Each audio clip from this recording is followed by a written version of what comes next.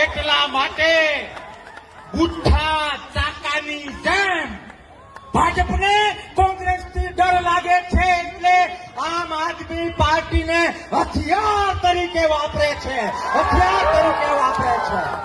હું આજે પણ આમ આદમી પાર્ટીના એ કાર્યકર્તાઓને પ્રેમ કરું છું.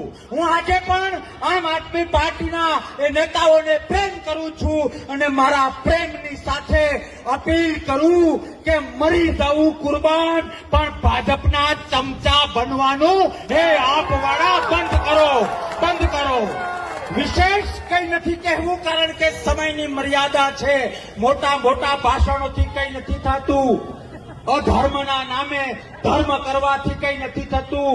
તમને બે હાથ અને ત્રીજું માથું જોડીને વિનંતી કરું છું કે જાગવું પડશે, અવાજ ઉઠાવવો પડશે, એ લોકોને સમજાવવું પડશે કે સસલાને 1 લાખ વખત સિંહ કહો તો એ સિંહ ન થાય.